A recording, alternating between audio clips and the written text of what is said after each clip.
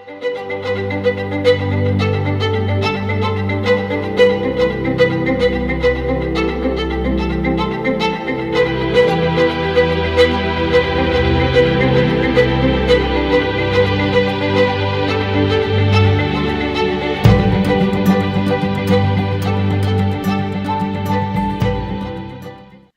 afternoon, everyone. My name is Denise Crary, and I'm happy to serve as your moderator this afternoon for a very important conversation. It's okay not to be okay. Now, we need your participation. So this is going to be somewhat interactive. We have a list of questions that we would be most happy if you would answer, and we will share those results throughout the course of today's conversation. And so if you would just take a pencil and write this down, MEET, meet.ps.Brinklow SDA, meet.ps.Brinklow SDA. COVID-19, the civil unrest with the death of George Floyd, and the recognition of the racial injustices in our world have left us scared, confused, hurt, and yes, in many cases, angry. There seems to be an undue pressure to try to keep smiles on our faces and continue with this happy-go-lucky attitude. But sometimes we might not be feeling okay. Today, first, we're here to say it's okay not to be okay. A recent CDC survey found that almost 41% of the respondents are struggling with some kind of mental health issue. 31% noted that they experienced symptoms of anxiety or depression. 26% experienced a trauma or some kind of stressor, while 13% began or increased their substance use. And 11%, they indicated that within the last 30 days, they have contemplated suicide. These statistics remind us that we're not okay. Most of us are not okay. Today, we're joined by a very distinguished panel who are here to share their expertise. Joseph Warren, licensed clinical social worker with over 20 years of working experience with children, adolescents, adults, and couples. He specializes in co-laboring with his clients and assisting them in bringing clarity and direction in their lives. Welcome, Joseph. Thank you for being here. Jasmine Jacobs. Her gift of music was discovered at a very early age. She's a classically trained vocalist, a registered nurse, and a board-certified music therapist. Using her love of music, she found ways to incorporate it in her nursing practice. Jasmine understands the healing properties of music for the soul. Currently, she works with the University of Maryland Medical System, where she's developing a music therapy program for inpatient and outpatient services. Now, some of you may know him as saxophonist extraordinaire, but in his personal life, Layton Kennedy is a psychiatric nurse practitioner. He's the co-owner of Innovo Life, a psychiatric practice in Laurel, Maryland. He works with children and adults, specializing in a wide range of treatment services. And rounding off our panel today, I call them the power couple, husband and wife, Sean and Nadia Chevalier. Nadia holds an MBA as a certified and is a certified life coach. Her husband, Sean, is a certified personal trainer and certified functional strength and conditioning coach. This power couple, they team up to provide services to adults for those who are looking to improve their physical health and their mental well-being and develop better habits for life. I want to thank you all for joining us here today to discuss a topic that affects millions of people. I know that you would agree with me that these are some staggering numbers I mentioned earlier, and we expect them to go higher as we continue in this new normal that we're in. So, panel, let's start with the obvious. A lot of people are not okay right now. Children aren't okay. Parents are not okay. Grandparents are not okay. Those living alone or in isolation are not okay. I think you would agree with me with that. So, Leighton, I want to start with you this afternoon. Why is it important that we get the message across for people to be given permission to acknowledge that they're not okay? It's a very good question. And I think about the fact that we all need a voice, first and foremost, because people who are not doing okay are suffering.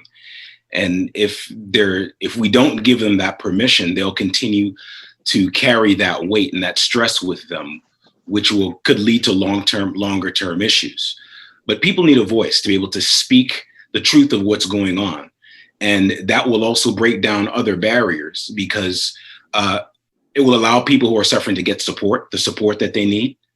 A lot of times people don't have great trust in some people, and we can tackle that a little later. Yeah. But I think it's important that people still have the opportunity to use their voice and speak what they're suffering with in the moment. And the other thing is it allows people to begin to break down the false ideas that are out there in regards to how a person may be presenting as far as their image. Are they strong?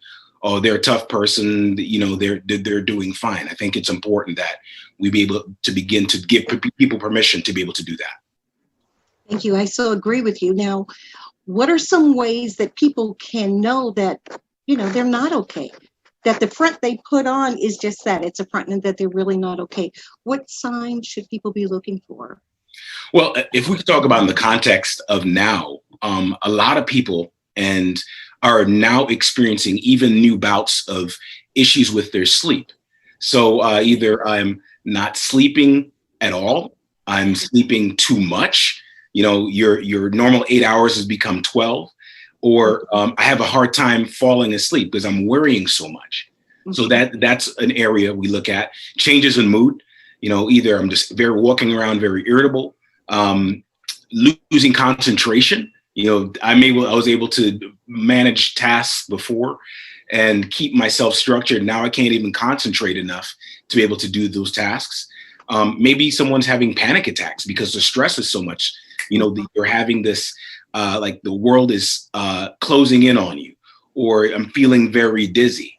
And then how about even thoughts of worthlessness, just feeling guilty, feeling shame that you can't really manage your world, or feeling hopeless to the point of, I just wish I didn't live anymore. Mm-hmm. Those are just a few of very concerning things that you should watch for and say, I'm not doing okay. Okay. So change in our sleep pattern, whether too much or too little, or it being erratic, a change in our mood, noticing a change in our mood, and feeling of hopelessness and helplessness. Those are definitely some signs that people should be on the lookout for, that helps you know you're not okay and to reach out for some help. We know that we're going collectively as a country, we're going through a collective trauma experience. This is something that none of us have ever experienced before. So we've heard these statistics about anxiety being up, depression being up, but I want to talk about a productivity standpoint. It has to be very challenging when we're dealing with anxiety and depression and mood and sleep. So Joe, I want to direct this question to you. Can you help us understand why it may be hard to feel productive when our mood is low, or when we're feeling anxious or depressed? Right. So one of the serious issues that we're dealing with, as you mentioned, is that this COVID-19 is affecting all of us, in the church, out of the church, around the world. And one of the things that happens is that when we lose our equilibrium, or we lose our balance, we begin to feel that things are out of control. But we have to remember our own messages that we're saying and what we are hearing. You know, there's a book that I'm going to suggest that some people read. It's called Telling Yourself the Truth. And one of the things that needs to happen is that even though the world around us may seem like it's out of control, we have someone who can help us stay in control. And so what happens is that we continue to look on social media. We begin to see what other people are doing. We begin to compare ourselves with other people. I'm so glad that Coach Nadia and Coach Sean are on here, because many times when I look at Sean and I see what he's doing, I have to realize that that is his life. I can't run triathlons. I can't do all the things that he's doing. But one of the things that he has shared that's so powerful is that you have to do what's best in your own place. You have to do what's best with your own life. But one of the things that Coach Sean and Coach Nadia advertise and commit to is just keep moving. And so productivity has to be distinguished between what is best for each person. The second thing is very important is that God has given us the strength to know that sometimes it's okay to be still. Sometimes it's okay to recognize that we don't have to be as productive as we used to. He even told his disciples, hey, come rest a while a little bit. And in the Bible, he says, wait upon the Lord and be in good courage. Wait, I say. So this idea of being productive, it needs to be taken case by case. And we can't be looking at other people because we have to ourselves know what's best for ourselves. I really appreciate that answer. And I hope the audience is listening, because we can compare ourselves when we see what other people are doing, and that just does not serve us well. So we've talked about why it might be hard to be productive. Will you talk to us a little bit about, are there benefits, though, to being productive, to kind of pushing through when we're not feeling like it? Right. So there's another book that I'm going to suggest as well. It's called Grit, The Power of Perseverance, and it's written by Angela Duckworth. And there's this idea that sometimes we have to have this grit to keep pushing through.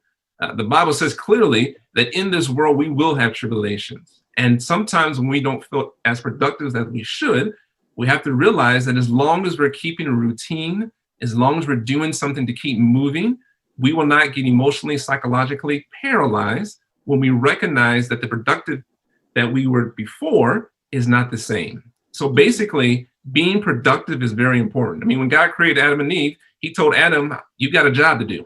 And so a lot of us, we have to remember that it's a part of us, but also recognize that if things change, we have to learn how to adjust.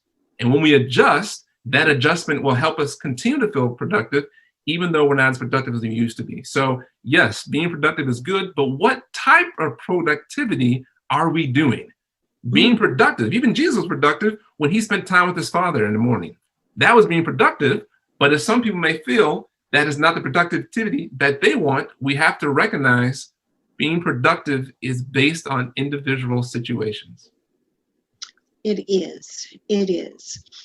Thank you for that. I want to remind you, audience, if you would go to meet.ps, Brinklow SDA. We have some poll questions up. We're going to go with our first one. So if you would go there and respond to the question, we're going to ask that question on sleep. So if you would respond to that, we'd be most appreciative. Jasmine, so Joe was talking about being productive and not always feeling productive, but the importance of being productive. So I want to ask you, is it okay for us to sometimes show ourselves some compassion and just give us permission to say, hey, you know what? I don't feel like it today. It's not in me. Is it okay to give ourselves permission to do that? I think it's extremely important to be compassionate to ourselves, especially during a time like this, because as you stated before, we're kind of navigating, uncharted territory. So our bodies are kind of racing to try to find, and our minds are trying to find ways to kind of cope with these unique and new stressors. So I think that it's definitely okay to, and it's very important to start maybe restructuring our thoughts and reminding ourselves that we're doing the best that we can, and we're navigating this the best way that we can, and to be nice to ourselves. What does that look like?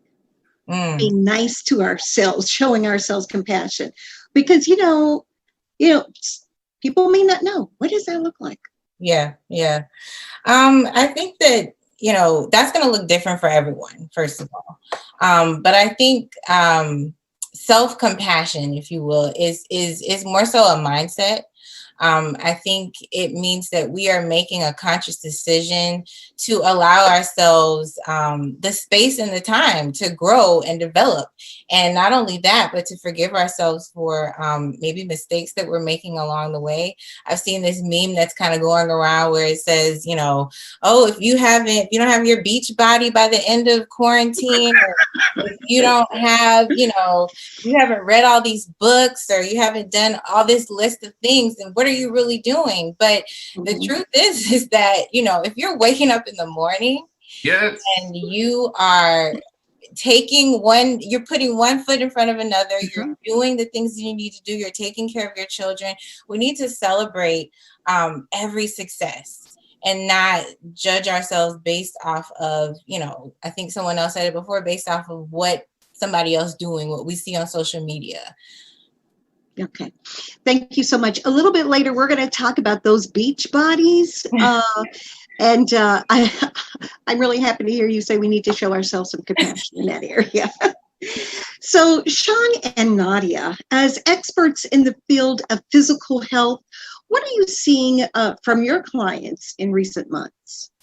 Do you see that, you know, people are more or less interested in working out and keeping up their regimen? What are you seeing?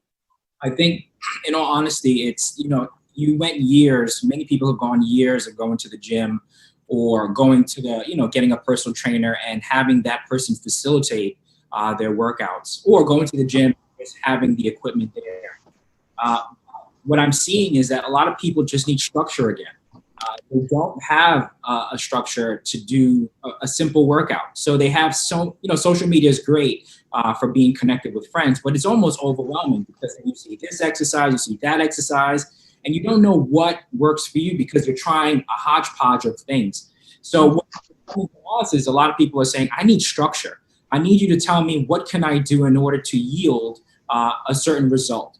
So they come to us and then we say, all right, let's level set where you are. Let's set some reasonable expectations and let's just have fun with it, all right? And through the process, I see people feel good about themselves through the conversations and building their mindset. They feel better because they know that exercise, of course, improves your mood. You feel good. Most importantly, giving people a target of what they need to do each and every day so that you know that I'm going to spend 30 minutes working on myself. And then that's feedback to me. And then I can have a conversation and say, how did that feel? And all of a sudden they go, I felt really good. You know, I like that. I can't wait for tomorrow. So we have to start at the bottom, work our way up. And that structure helps develop that confidence each and every day. In addition to that, though, what Jasmine was saying is giving yourself that grace to realize that you may not be where you were, but time to get there. Okay, thank you for that. So I see that you guys are in your workout space. And as you said earlier, Sean, a lot of people aren't able to go to the gym anymore, or they're not feeling comfortable going to the gym. So I'm hoping, do you think we could convince you guys maybe to show us some things that we could do at home a little later in the program? We could do that. You're willing to do that? We appreciate it. Thank you so much. I want to share with you all some of the responses that we're getting from the question on sleep. So 66% of you say you're not getting enough sleep. 17% of you saying your sleep is very erratic. And another 17% are saying you do get enough sleep. And so, Leighton, I want to throw this one back to you. What is the role of sleep? What role does sleep play in our mental well-being? Absolutely. Sleep is a very powerful thing that God intended for us to have. You know, it's a time to be able to restore. And I think to be able to, we're very busy during the day, you know, during the hours of light. But while we're busy, we do get exhausted. We do expend, you know, our bodies begin to kind of feel the effects of that.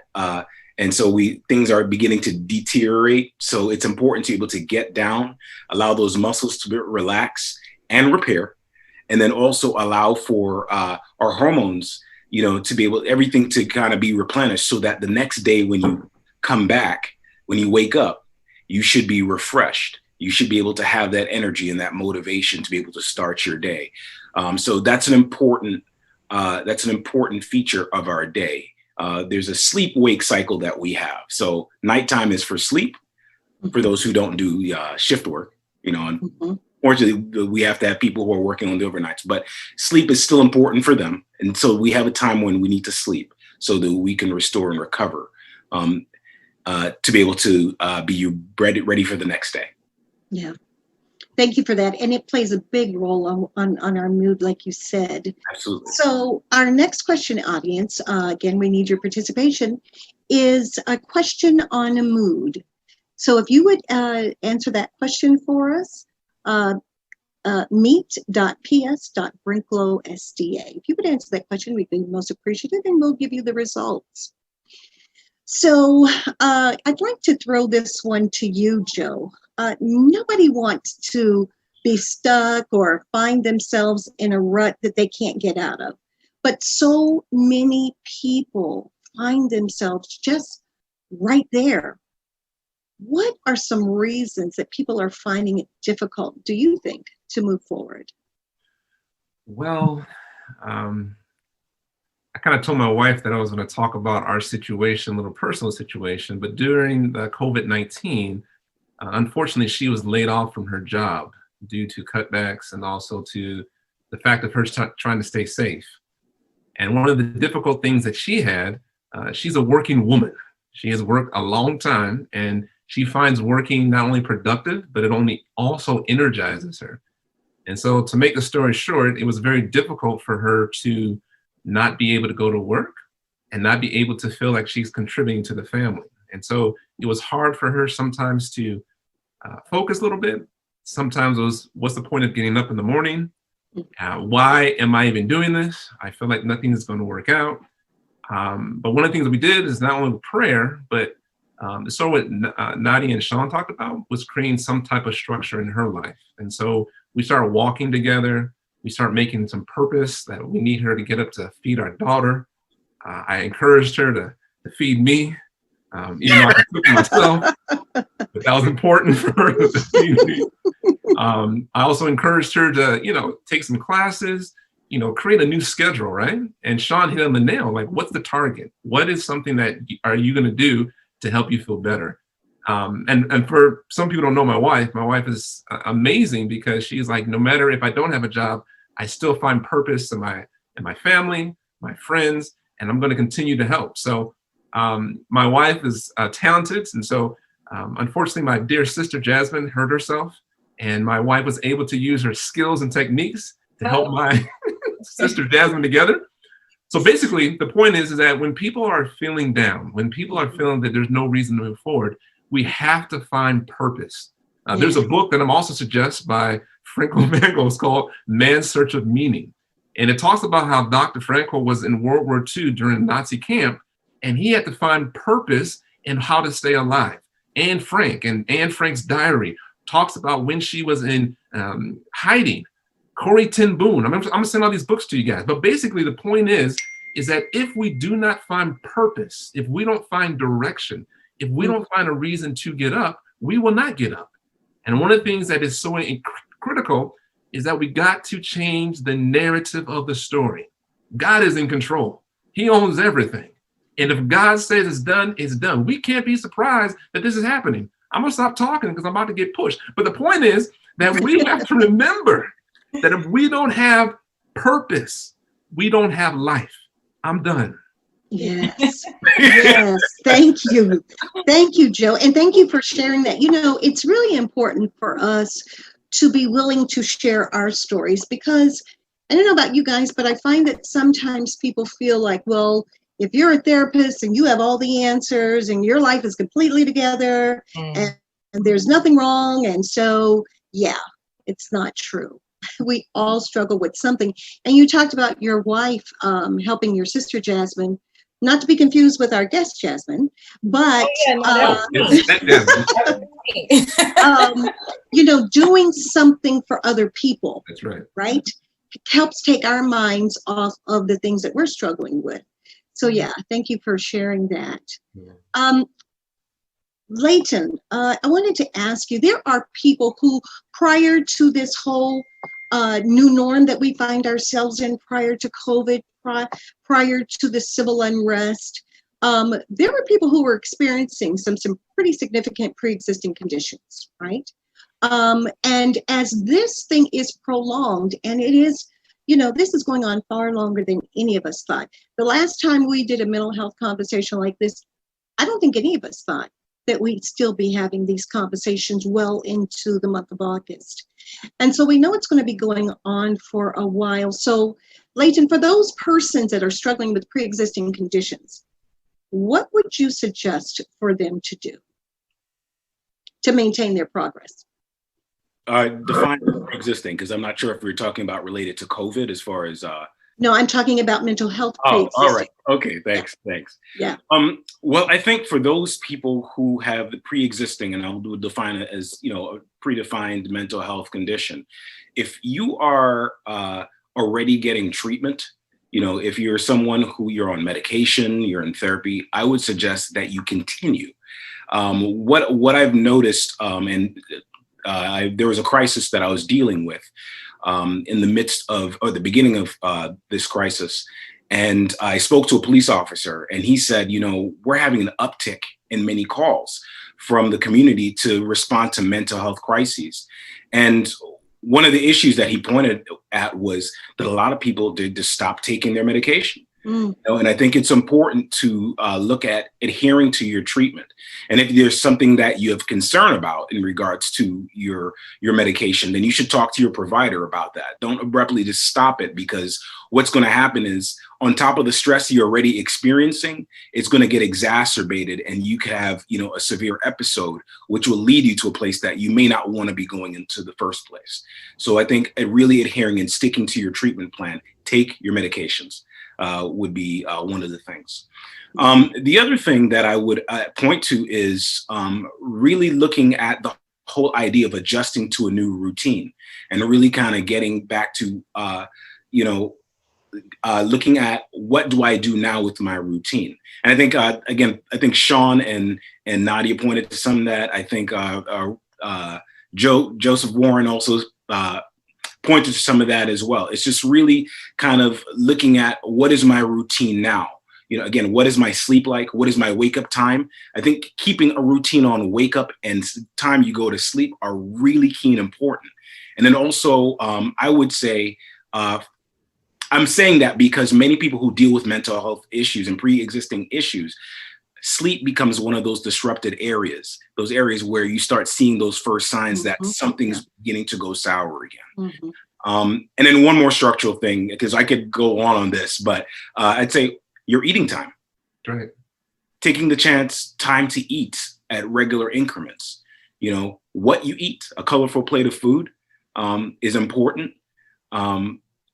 Mostly plant-based. I'll always push that. Mostly plant-based. If you can do it all, then super. But really looking at having regularly scheduled routines, because I know this whole thing has thrown everything out of whack for the majority of people, for everyone. Yeah. For everyone. Yeah. Thank you. Yeah. So I want to share with you the stats from the mood question. On average, the average is 6 out of 10. That people's mood ranging from 1 to 10. The average for this audience is 6, which is not terribly concerning, but there is clearly space for us to do some things to help improve our mood. And we're going to talk about that a little bit before today's conversation is over. And so, Sean and Nadia, I know that you all have some young persons living in your home, some preteens and some adolescents. And so I wanted to ask you a question about social media.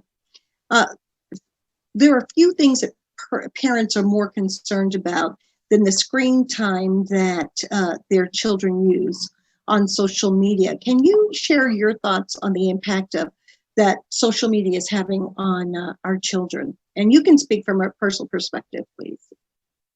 So personally, my children don't have access to social media in the sense of Facebook or Instagram. But the other types of social media that they do have access to are YouTube. Try to monitor the shows that they're watching, something that's stimulating them, something that they can learn from. Another of social media would be like video games. I know my oldest son, he enjoys video games because he gets to do it with his friends. So even though they can't see each other physically, they're able to interact socially through video games, like the PlayStation stuff.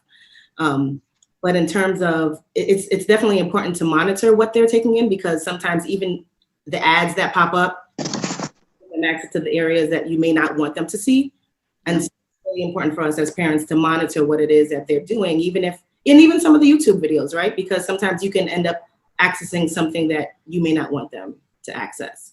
So continuously monitoring that, but finding the ways that they can actually stay interactive with their friends socially in a positive and productive way. Sean, did you want to add anything? You know, when I think about my kids and we know how we are on social media. So we sometimes have that stigma of how we go down the rabbit hole and we get locked in, and the intent of what we went on to social media, you know, it kind of is totally different by the time you come off an hour later. So we think of wasted time. We don't want to, you know, we don't want our kids wasting time. We want them to do something that will stimulate them. So sometimes I do think we also have, like, in our minds how we operate, and we kind of associate them doing the same thing. So I sometimes have to back up and say, this is an opportunity for them to interact with their friends, to talk with them. And I have to realize, again, it's a new time. So I have to now approach it with a different mindset, that this is them interacting and talking with their friends. Don't abuse it. This is the time frame. Enjoy it. And this is not something that will be this, you know, the norm when school starts, but just don't abuse it, you know? Yeah. Good advice. I know that some parents are starting to do things like have their children invite a friend over, limited number of friends, and do some outdoor activities, because the kids are really struggling. You know, they're accustomed to seeing their friends all day. And if they're not with their friends and the only other entertainment they have is social media or whatnot, chances are they're going to go to default to social media. So thank you for that.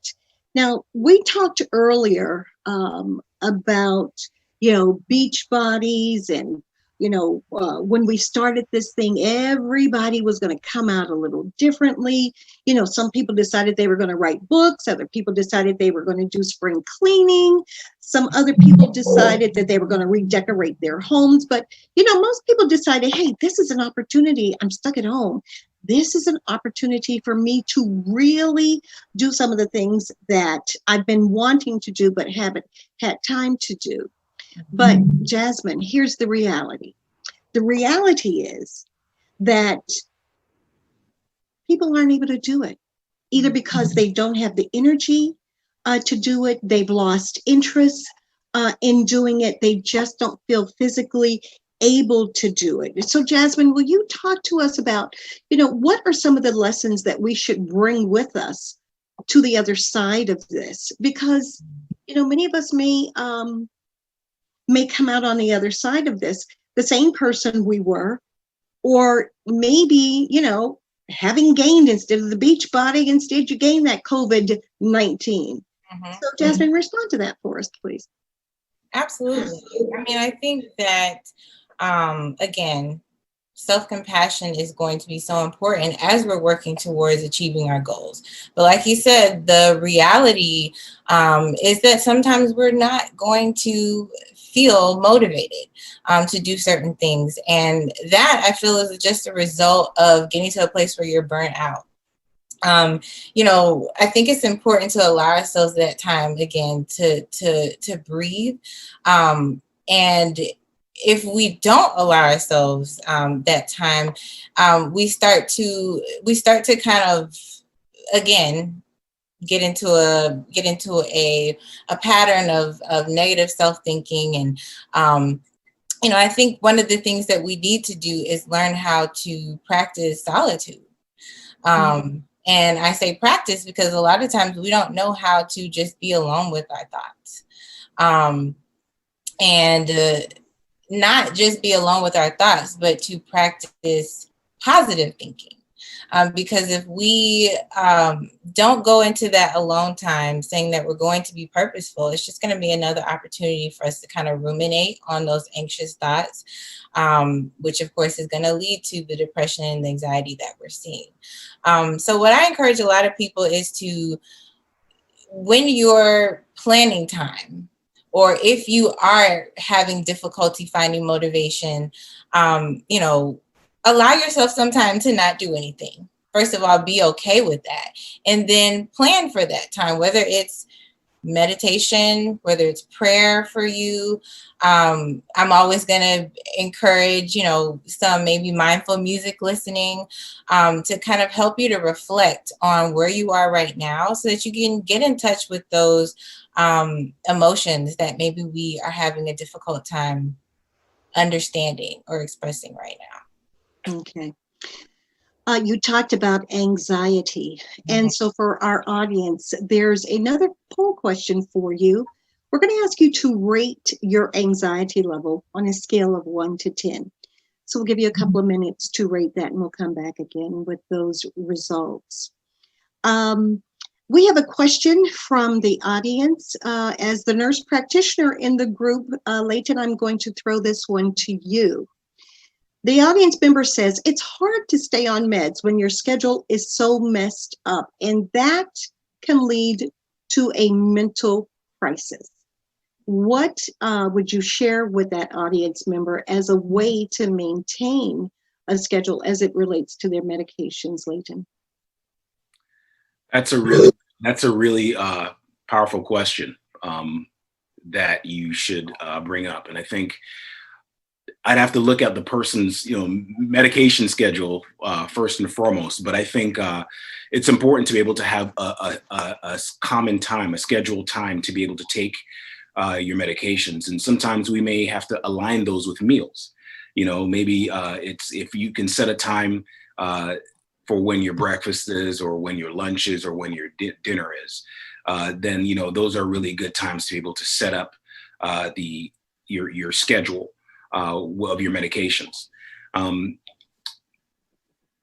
I would also say, if you're having problems being consistent, if you have somebody who's prescribing that to you, I think it's important to be able to spend time with them, kind of looking at the routines of your life. And as far as what's kind of causing the disruptions, we have to really look at root cause. Is it just, COVID-19? Are there other things that are going on that are keeping your schedule off?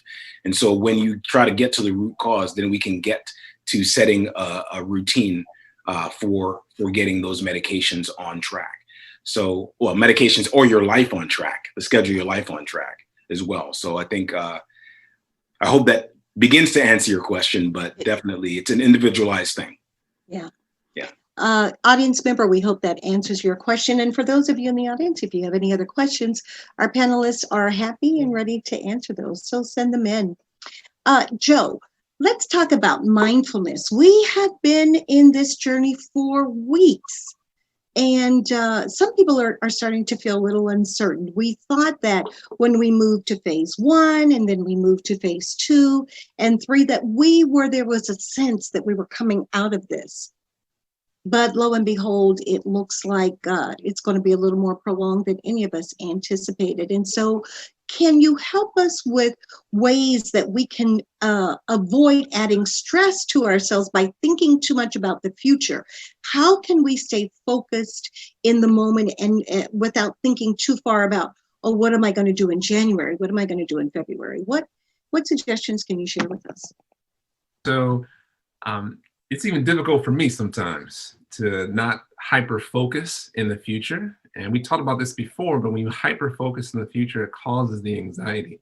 And Jasmine kind of alluded to it about being comfortable in the present. This is mindfulness at its core, of focusing on one thing at a time. And I believe that COVID-19 is helping us to do that. There's several things that we can do. And I love the fact that we're talking about solutions today. There's several apps, some free apps that we have, like the Calm app. We have Headspace. We have mindfulness apps. There's several apps that we can use to help us get into that mindset. But one of the things that's super important is that we have to understand that the mindset and the mind is the most powerful thing that we have.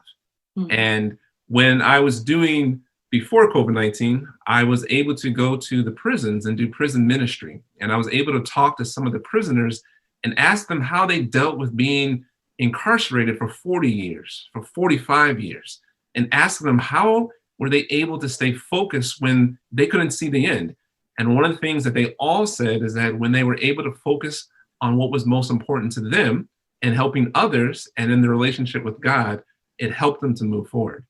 One of the things that we're doing, my wife and I, with our daughter, is we're helping her realize that even though we don't know the future, we know who holds the future. Even though we don't know when it's going to end, we know that we're not going to tell her everything about the future or try to get her anxious about it, but to try to live day by day.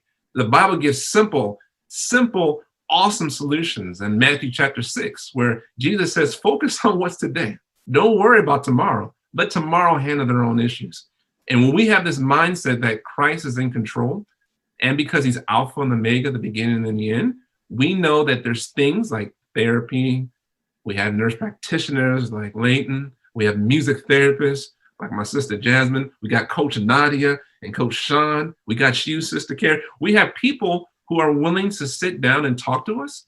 And one of the biggest things, and I'm going to stop talking because I can talk a long time, is that we forget that we have to connect with each other. Each one reaches one. No man is an island. No man stands alone. And so just because COVID-19 is here, we can't let COVID-19 control us. We have to, in safety, hear me now, don't go to spring break. Don't do anything crazy. But in safety, we have to remember to connect with each other. And that's the biggest thing. We don't know what's going to happen, but we know who holds the power. And this is not surprising God. And I'm going to say this, and we're going to talk about this later. And I know one's going to talk for 30 seconds, but this is an awesome opportunity for us to learn how to deal with our issues and not depend on other people. We are a codependent society. And this, as Jasmine mentioned, we have to be comfortable with being uncomfortable. I'm done. Yeah, that's great, Joe. Being comfortable with being uncomfortable. Wow. Okay. So we are talking about some solutions, and we're going to move towards talking about some solutions. But before we do that, I have one more important question, and I'm going to ask any of you. And, you know, sometimes I get a little in trouble when I say I'm throwing this out to everybody, but I think it would be important for our audience to hear from all of you on this question. And that is, there are millions of people out there living alone. They're living in isolation, and they're not feeling okay. What are some ways that this specific population can protect their mental health? Sean and Nadia, let's start with you, and then I'll come to you, Joe. Yeah. First thing that came to my mind is everyone has someone who is a champion in their life, right? Maybe someone in their circle, maybe a colleague, a neighbor, someone who is rooting for you. You can reach out to that person, right? Even if you live alone, reach out to that one person that you know you have in your life that is rooting for you and wants to see you do well. Share with them, talk with them, connect with them. Sometimes we just need a listening ear, someone that will just hear us out. And that can be a stress reliever, right? That can be a mood booster. Yeah. A person in your life who will be that listening ear for you, and reach out to them. Please, we all need that person. You know, just being transparent, you know, with what you're trying to achieve, and that accountability, I'm telling you, it takes you to the next level, because that person knows your intent. You're being transparent with how you feel. They check in with you, and all of a sudden there's this, you know, relationship going on where you're like, I feel good because now I got that off my chest. I'm doing something to feel better. That person is coming in organically because you're building a relationship.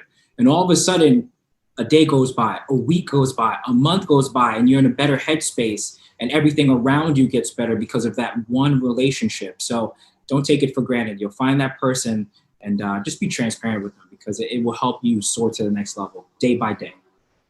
Okay, so talking to others, finding that champion in your life, and being transparent. Thanks. Joe, what were you going to say? Oh, they hit it on the nail. I was just going to say for that person, because because I know what it's like to be an introvert. I know it's like when you feel that you're by yourself, you don't want to reach out. This is the time to take the next step and to be brave. This is the next step to be, you don't got to tell everyone your business, but it's also important to reach out, because one of the things that happens is that if people don't feel safe and they don't feel like they're able to reach out, then they won't reach out. So we have to create safe spaces for people to reach out so that we know that they do need support and help. Jasmine, would you respond to that question? Thank you, Joe. Absolutely. Yeah, I was going to say, as someone who is in that population, I want to speak to those who are like me and remind you that, I'll speak for myself. Sometimes I have the tendency to say, well, who is around me? I think, what was said before pertaining to finding those people who are those champions in your life. Sometimes when you live alone, we have the tendency to kind of focus inward and isolate. And that kind of leads us to a mindset of, well, maybe there isn't anyone. So I think you have to start with saying, first of all, challenge that thought and say there are people, and then find those people. Take note of the interactions that you have that leave you in an uplifted state, and take note of those people and make sure that you hold on to those people, and create opportunities to continue to connect with them. I definitely, me personally, I love children. And so I feel that they are just one of the most beautiful populations that the Lord has given us. I'm sure that parents probably may feel a little different. I don't have children, so they're not with me 24/7, but I love spending time with children. They really just remind me that there's hope in the world. Specifically my nieces, oh my goodness. And so I make opportunities to spend time with them as much as I can. And literally I can feel just the dopamine just, flowing. And so I think you just have to be open to maybe sources of support, like my sister, my brother, Joe and Narissa, who are right around the corner from me, and just recognizing that there are people around you, even when you don't feel like it. Yeah. Jasmine, there are a lot of parents out there listening to you right now who are going to want to call on you to come help them with their children. When it's all over, I got you. Thank you. Thank you for sharing that.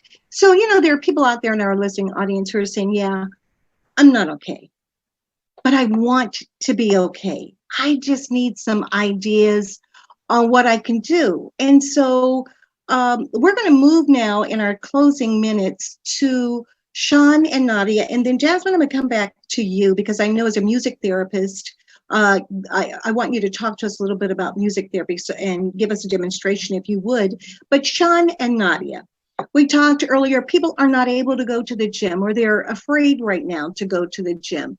So will you demonstrate for us some things that we can do at home, regardless of our physical ability, just some things that we can do that might boost those endorphins and help us to feel a little better?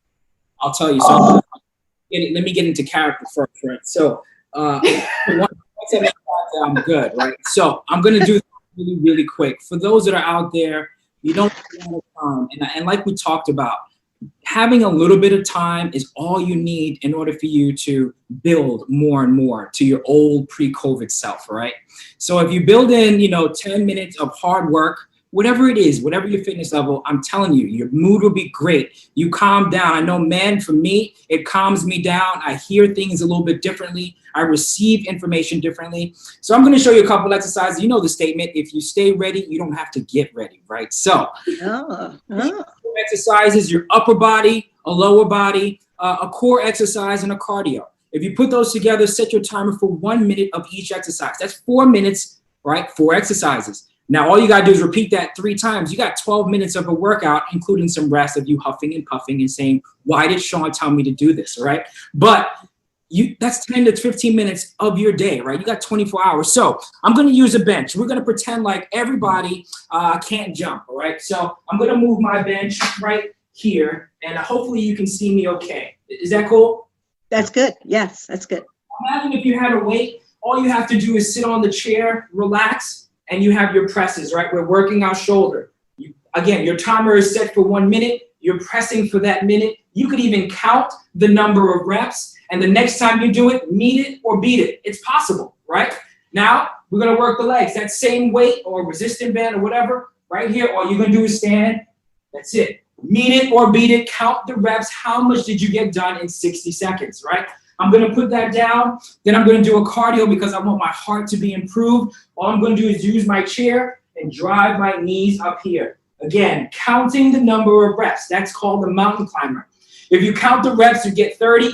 Next time you do it, get to 31, get to 32. It's pushing yourself, getting better each and every time. And last but not least, now that your heart rate is up, sit here. You could bring one knee in, next knee in, or totally up to you, right? So 4 exercises that you can do 1 minute each. Set that timer, repeat it 4 times, and now I'm back in mode. Wow. Wow. Okay, so we heard 4 minutes, cardio, weight, upper body, lower body. So you all have a business, and I hope you're going to share your business name and contact information, right? Because I have an idea for a show for you, right? I think that Brinklow needs to sponsor a show for you, an exercise show. I'm telling you, I think that'd be a really good idea, right? We can't get to the gym. Some of us don't want to go to the gym, and it's you know, we have company. You're right. It's interactive. We have company. So thank you for that. Thank you for showing us that. Jasmine, as a music therapist, would you talk to us a little bit about the benefits of music therapy and how does that, how can that benefit us? And will you give us a short demonstration? Sure. So a lot of us, I know, may be wondering, what is music therapy? So in just a few short words, music therapy is essentially the practice of using music to work on non-musical goals. And so what a music therapist does is they study the body's response, the mind's response to music, and then we develop interventions that are specifically targeted towards your needs. And we use music that you prefer. So as far as music being therapeutic and things that you can utilize, because there are a lot of techniques that, you know, you would need a therapist to be there. But some things that you can kind of implement on your own just pertain to changing the way maybe that you listen to music. So music is really intricately intertwined into so many different aspects of our lives. We listen to it as we're going to work. You know, we're listening to it as we're cleaning the house, and that I would consider more passive music listening. But I always encourage people to take some time and actually sit down and you know, utilize the idea and the techniques related to mindfulness and apply that to music. So maybe a song that you usually listen to, take a moment and try to take note of some things that you don't usually appreciate about that song, whether it's a new lyric, whether it's an instrument that you hear, something that you haven't noticed before. I also encourage an activity that will help you to kind of reflect and journal. So actually creating a soundtrack for your life, maybe some songs that pertain to some really significant life events, and taking a look at those songs and then journaling about where you've come from. That can a lot of times be motivation to keep you going, because you realize, wow, I got past that, I got past that, I got past that. And it will encourage you that you will get through this. One of the things that I wanted to demonstrate today is using music for relaxation. And this does incorporate mindfulness as well. I want to make sure, though, that we have time to do that. Yeah, we'll take the time, yeah. All right.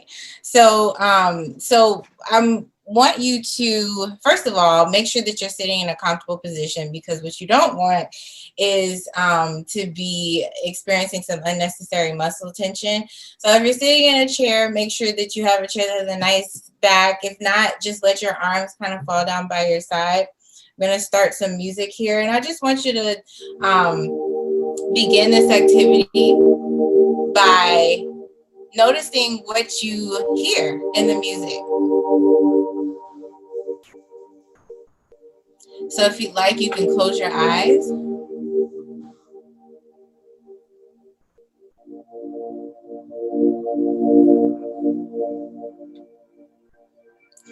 So I want you to focus on your breathing.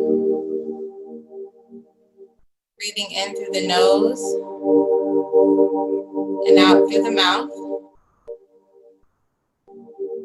In through the nose and out through the mouth.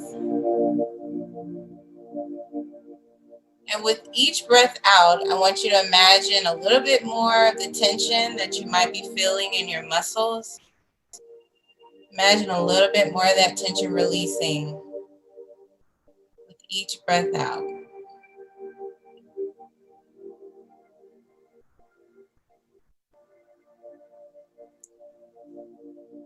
Remind yourself that even if you're experiencing some passing thoughts, that's normal. Forgive yourself. Allow those thoughts to pass and refocus on your breathing. In through the nose and out through the mouth.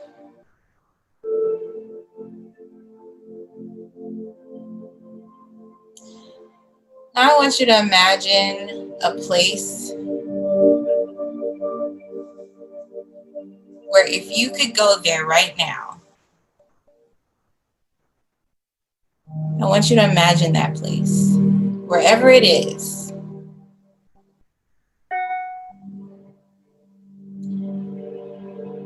What do you see in this place?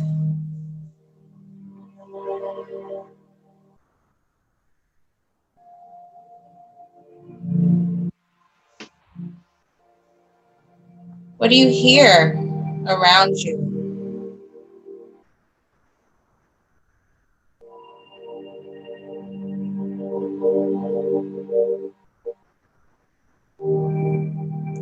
Remembering to breathe in through the nose and out through the mouth.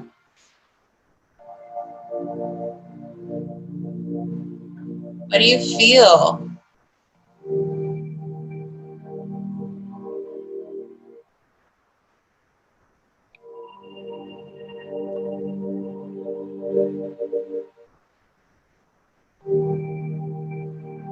What can you smell in this place? And then what can you taste?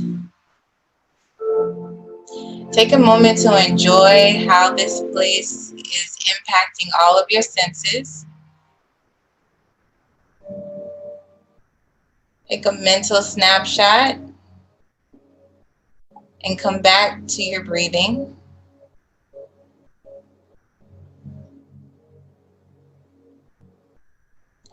And when you're ready, I want you to open your eyes. Take an inventory of where you may have any tension that's tried to return and let that tension go. Roll out your shoulders. Give yourself some neck rolls. Awesome. So that was very, very short, but that's something that you can do on your own at any time, except when you're driving. Wow, Jasmine, that was amazing. You know, I've seen Jasmine work with clients who had a difficult time really being in touch with their emotions, and the work that she does with music, and it allows people to be in touch with them, and it draws them out. So Jasmine, thank you for sharing even just a snapshot of that with us. Is everybody awake? Because I sure was very relaxed. Thank you, Jasmine. That was amazing. Thank you. So Leighton, I'm going to ask you to follow this all up with some resources for those who are looking for some assistance, right? Where can a person find a therapist? What should they look for in a therapist? What about medications? Just touch on that as we close out for us, would you please? Absolutely, absolutely. So there's a great resource online that you can go and look at yourself. It's called psychologytoday.com, where you can go and you can find an individual therapist, you can find group leaders, you can find a psychiatrist, you can find nurse practitioners, you can find a host of people in mental health who provides these services that we represent right here on this panel. And you can find it yourself. You can reach out. Their contact information, their website will be right there. So you can learn about who they are, what their business represents, what services they provide. They even take your insurance. You may pay out of pocket, all of the above. And as far as, what you desire in a person, it really depends on what you feel is specific to you, what you're comfortable with. The beauty of that resource is that you can look at location, you can look at gender, you can look at people who have specialties in an area that you are maybe struggling with, like if you have obsessive compulsive disorder, as an example, major depression, bipolar disorder, schizophrenia, whatever it is, there's someone who meets those issues, or even life transitions issues. There are people who are there, male, female, people from all ethnic backgrounds, people who speak multiple languages. So I think that is an excellent resource to reach out to. And if you're not technologically savvy, talk to your doctor. I think your doctor uses that resource as well. Okay, thank you.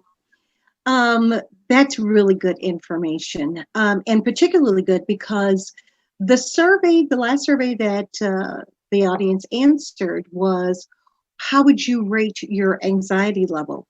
7 out of 10 of you felt that you were experiencing more anxiety than normal. Ladies and gentlemen, I want to encourage you. It is those persons, and I say this to my clients all the time, it's the strongest people that reach out for help. They recognize that they just need a little help with something. It doesn't mean that anything is grossly wrong, but even if it is, it's okay to reach out for help.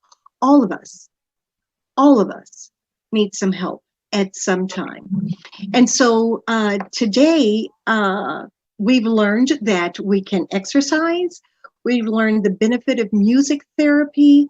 We've gotten some resources about where we can go and get some help. And we heard about the Calm apps that will help us with mindfulness, where we can stay in the moment and not spend so much time worrying about our future. So in closing, quick round question for the panelists. What have you learned about yourself during this experience that you didn't know before about you? Real quick. Let's start with you, Joe. What did you learn about yourself during this period that you didn't know before? Theory is not always equal to action. So even though I can talk the talk, this experience has taught me that I got to implement what I'm telling other people for my own life. Wow. Great. Thanks, Joe. I think there are probably several of us that would agree with you on that. Yeah. Sean and Nadia, what have you learned about yourself that you didn't know? I've learned how to make more time for myself. I thought I did that before, but I realized I really wasn't. And so now I've made a lot more time for myself just so that I can have that quiet time. I've made it a priority. I thought I was patient until I had to be home with my kids. But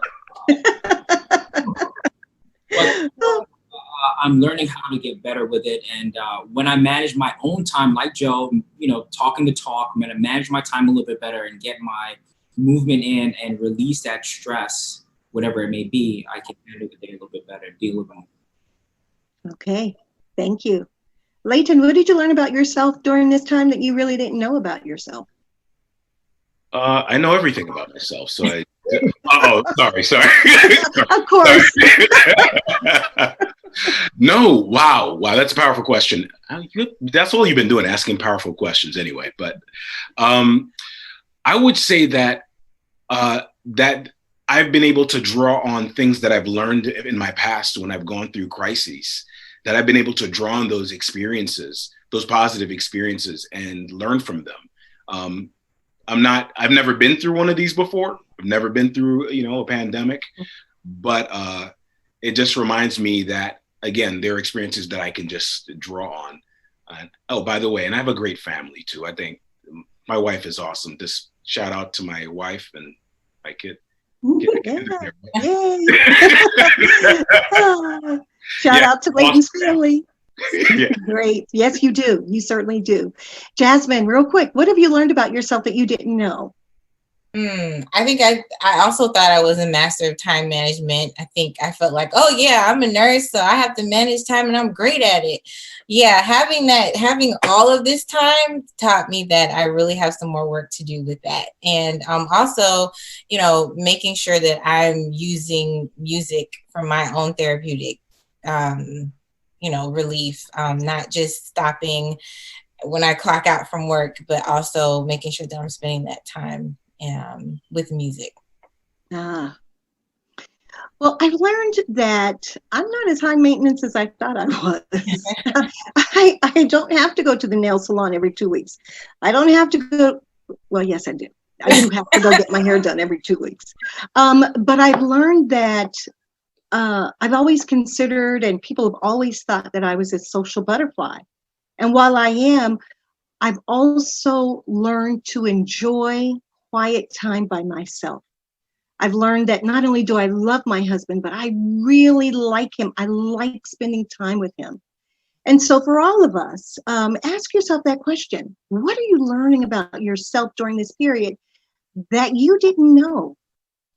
And before we close out, I do want to address one question that came from the audience, because I think it's something that everybody can relate to. And I'm going to read it just the way it was sent in.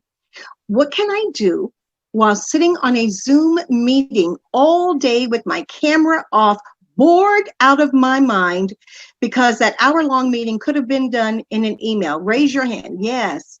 So I hope what you've learned is you can take 4 minutes from what Sean and Nadia taught you, take 4 minutes and do some exercises while you're sitting there. I hope you learned from Jasmine, hey, turn on some music, do something with some music. Your camera is off. So you really can go to one of those mindfulness apps and put that on. Man, I hope I'm not getting in trouble with anybody. Do gardening. Do gardening. Do gardening. I attended a conference. I had to do a conference and it was all online and I was doing some gardening. I'm not a gardener, but I did some gardening during one of my sessions. Just thought I'd share that. Well, thank you. Listen, this time has gone by so fast. I want to thank all of you guys for coming on and sharing your experience. And hopefully, if we do another one of these conversations, you'll be available. What the information that you all share with us was so important today. Thank you so very much. And in closing, thank you, audience, for being here. Make sure that you test positive for faith, keep distance from doubt, isolate from fear, but most importantly, remember, there's somebody far greater than any of us who's in control. That's right. Trust him. Thank you. I'm Denise Crary. Thanks for being with us. Yeah. Until next time. Bye-bye. Bye.